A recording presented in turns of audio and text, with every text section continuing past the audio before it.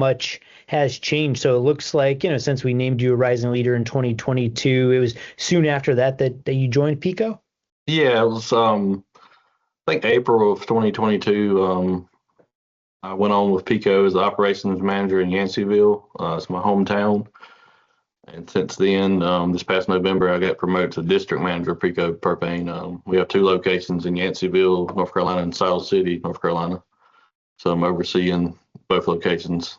What would you say, a regular day is like for you? I'm sure it maybe differs based on the time of year, but really as district manager, what's that role look like?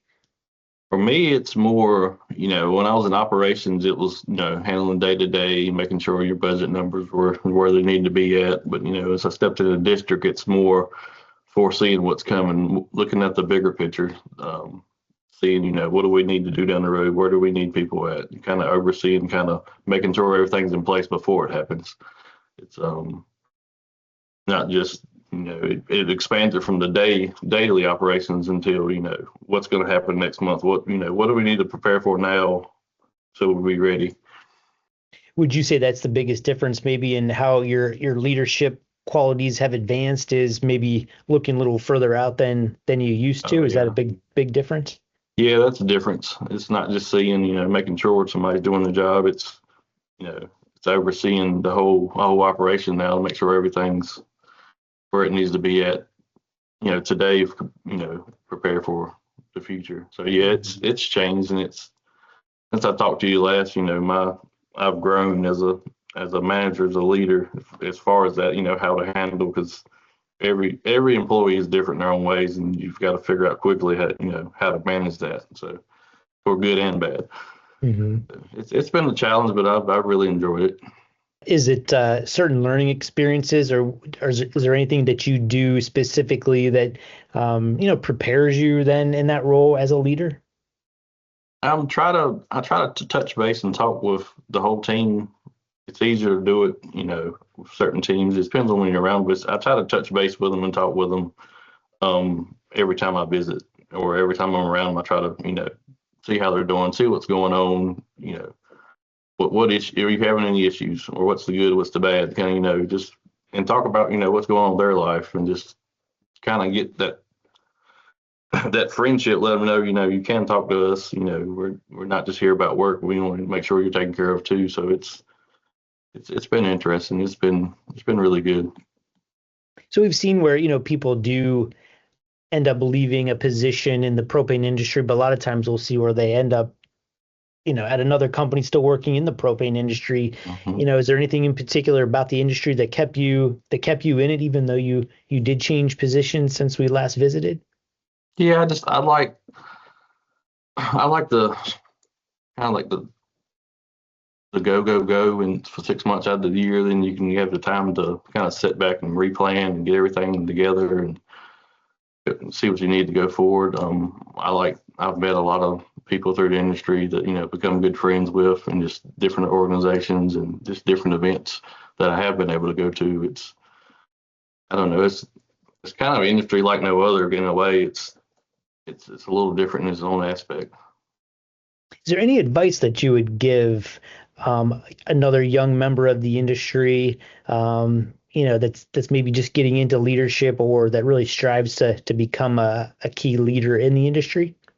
Yeah, just figure out the best way to deliver your messages across to your team. You can sit here all day long and zone in and do your own little message and it not reach no one. So it's kind of, that's what in the beginning when I became a manager, kind of I had to relearn is, how am I going to deliver my message for my team to, absorb it and actually realize what I'm saying, or take in what I'm saying rather.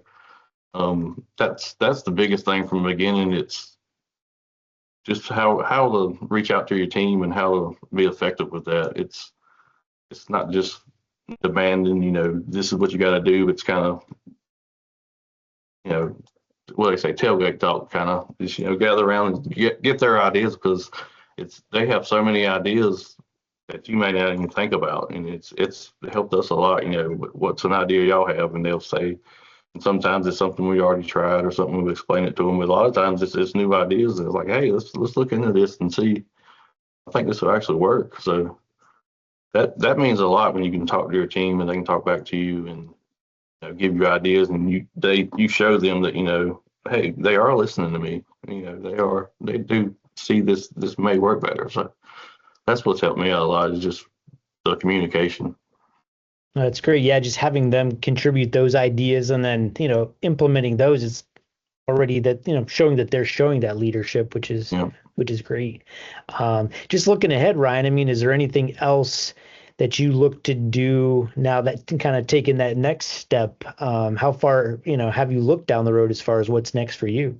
This is pretty recent, so I'm just hoping maybe acquisitions, but that's above me. But hoping to acquire more because I like to handle more locations. So just making sure we're where we need to be at when the time comes. For any opportunity, whether it be more leadership or more business, we're always looking to grow. I'm just looking to make sure whenever the opportunity pops up, we're ready to jump on it and get it done. That's great. It's pretty much all I have, Ryan. Anything else that you wanted to add that I'm missing? No, I did. You asked me in the beginning. I did see that you were starting to do these, and I thought it was pretty neat that you all were doing follow-ups and kind of seeing where everybody's at now. Because Yeah. I think it's been 4 years since we last spoke. So yeah, a lot's changed. We were expecting our second daughter when I talked to you last time. She's just turned 4 last week. No So kidding. everything's going good. She's a 4 and 6 year old now, so we stay busy. When you're not working, and maybe I already know the answer to this based on you describing your family and your kids, but what do you like to do away from the office? When I'm not working and have time, I picked up golf and got Okay. addicted to that. So I play golf as much as the time allows. But we enjoy taking our kids on trips, whether it be the mountains, the beach, the movies, water parks, and any little thing that we can get them out of the house and they enjoy doing. This what we try to do much as possible.